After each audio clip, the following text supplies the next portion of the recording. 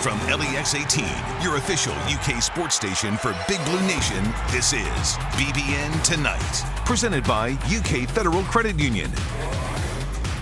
Welcome to BBN Tonight. I'm Anna Tarullo. And I'm Keith Farmer, and today is a good day because, well, we're back together. That's right. Right? Gang's That's one good reason. Again. Another good reason is college football season is here. That's right. No, you did not miss kickoff, but hey, today does unofficially mark the start of the season because guess what?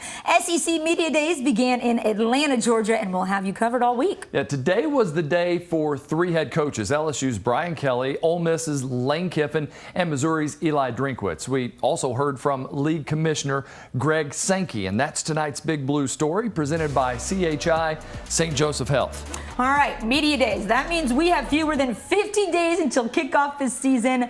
And then things got started today with Commissioner Sankey this morning. He talked about the challenges facing not just the SEC, but college football in general, of course, including league expansion, NIL, the midterm congressional elections. He covered all of it this morning. The hot topic as of late, though, is the sport moving to so-called super leagues. But you know what? Sankey said, hey, the SEC already is one. Somebody will write that a smart aleck guy. We are a super league. I mean, when I walk through the recitation, this is a super league. So as I visited with our presidents and chancellors and ADs, now understand the timing is this news broke June 30. I did not gather that group until the next Wednesday. I wanted to make sure I learned what was actually happening. But also, I didn't want a story like on Friday, the day after, oh, the SEC presidents are gathering, and then you have this ripple effect of they're going to do something. And so we wanted to be patient and wanted to communicate. Again, we're comfortable at 16. There's no sense of urgency, no sense of panic. We're not just shooting for a number of affiliations that make us better. Could they be out there? I would never say they're not. I would never say that we will. We're going to be evaluating the landscape. I'm not going to speculate. And I actually am watching a lot of this activity operating around us, more so than impacting us directly. Good answer. Swaggy answer there, too. I like that. Well, the voice of the Wildcats is joining us now to help make sense of it all. Of course, Tom Leach. Tom, what do you think? Is the SEC already a super league with the additions of Texas and Oklahoma? I would think that it is, and do not put it on me to make sense of all of this because it's the only thing we can be sure about is that we have no idea what to be sure about because nobody saw, I don't think, UCLA and USC to the Big Ten on the short-term horizon. So, you know, somebody makes a move, then somebody else counters. But it sounds like the SEC is not going to make the first move anytime soon. Tom, when it comes to SEC Media Days, the guys representing the Cats will, of course, be head coach Mark Stoops, plus dark horse Heisman hopeful Will Levis, stalwart of the offensive line Kenneth Horsey, and the coach on the field for the defense, linebacker DeAndre Square. They'll talk on Wednesday.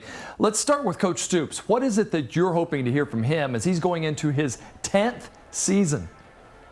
Well, two things. I think a lot of the focus from the first question or two is going to be trying to get a clarification on Chris Rodriguez's status, given all the speculation that's bounced around in the spring and summer. Beyond that, I think it's just how bullish Coach Stoops is on this season.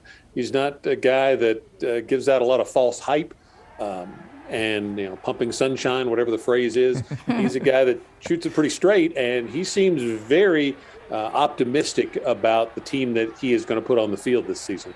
That was a great point. You know when he's got a smile on his face in a presser or something? Things are going pretty good. Well, Will Levis, he has as much national hype as any Kentucky football player since maybe Josh Allen's final year. How do you expect him to handle the spotlight he's sure to have in Atlanta?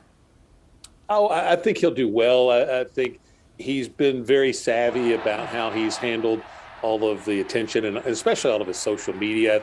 I believe his parents have some background in I don't know if it's so much that or just in, you know, media relations, public relations. So he seems very well equipped to manage this.